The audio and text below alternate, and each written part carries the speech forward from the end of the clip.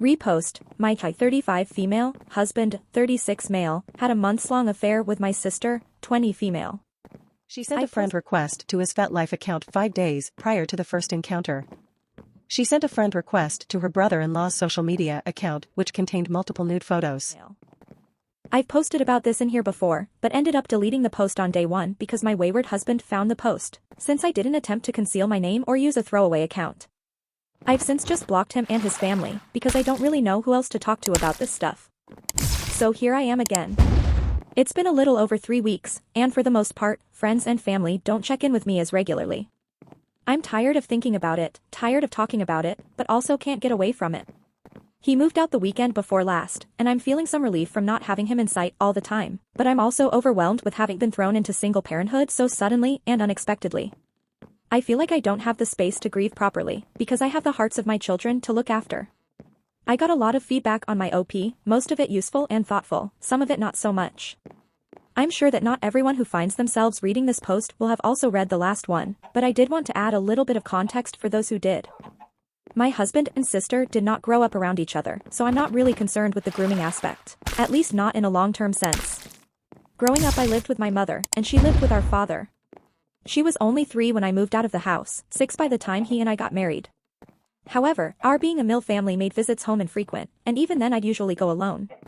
He likely only ever met her 2 to 4 times at all before she moved to the same city as late last year.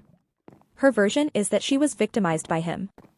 I know it sounds incredibly shitty to not believe someone claiming to a victim, so I do want to clarify some things here. 1. I do believe that she is and has been a victim in the many sexual relationships she has had with much older men, and that she seeks these relationships as the result of some deep-seated traumas from her childhood.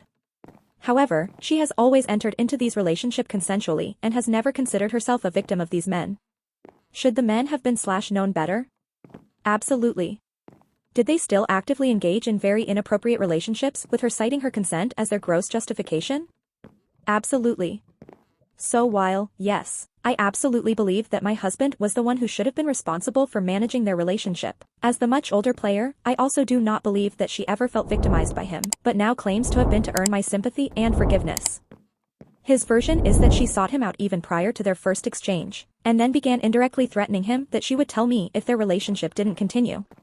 He was also very drunk the first time, she had had nothing to drink, and according to him, initiated the encounter. Things I do know, she sent a friend request to his FetLife account 5 days prior to the first encounter. She sent a friend request to her brother-in-law's social media account which contained multiple nude photos. I believe she at least fantasized about him, if she didn't actually plan to initiate sexual contact. Will I ever know the full truth of what happened or why? Probably not. If they're both lying or if they both actually buy into the bullshit webs they're spinning. How much it even matters anymore, and how I'll feel in 6 months, or 1 year, or 5 years, but today, right now, how I'll ever forgive either of them for what they've done. Also updated to add, I did tell my children, on the advice of my therapist. Because my children were very close with their aunt, this one couldn't be as easily managed by just omitting the why of our divorce. And there was a fear that it would come out later in an uncontrolled way or that I would have to create a story around why their aunt is no longer in their lives. It felt like the only thing to do was to tell them enough of the truth. And it's all just been really hard. Update, my 35F, husband, 36M, had a months-long affair with my sister, 20F. It hasn't even been 2 months since I found out, but it feels like it's been 10 times that long. It's already hard to remember the time before all of this. I know it's been recommended that we not go this route, but we've decided to move ahead with divorce proceedings using a mediator only. I do believe that he is genuinely remorseful and all I want is to do this amicably so that it will have as little impact as possible on the kids.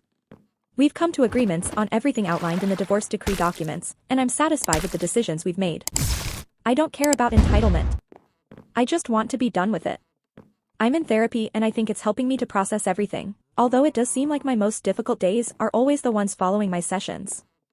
I'd really like to go back to talking to my therapist about anything but this, but I know that this part can't be sped up or skipped over. My sister reached out to me after my request that we remain not contacted. She was blocked everywhere except for my phone number, but has since been blocked there as well. During that brief interaction she asked if she could contact my children and I asked that she please not attempt to contact them. She became angry and sent me a pointed message. I didn't respond. A few days later she sent my midlist kiddo a request to join a game on Roblox. I missed that one. My kiddo deleted and blocked her from the app, but I'm upset that my sister did not respect my request that they not be contacted. I'm considering filing for RO, but I don't know if it's the right thing. I hate that I'm questioning so many of my choices. I'm not interested in petty revenge or weaponizing my children against her, but clearly asking her is not enough. She has tickets to a concert in our state in August and I'm worried she will attempt to see them somehow. I'm still just sort of emotionally floundering. My emotions are less heightened for sure, and the kids and I just returned from a 4-day trip to the beach and Disney. That helped. I'm not checking in with my family much anymore because I don't want them to have to rehash the same things over and over with me.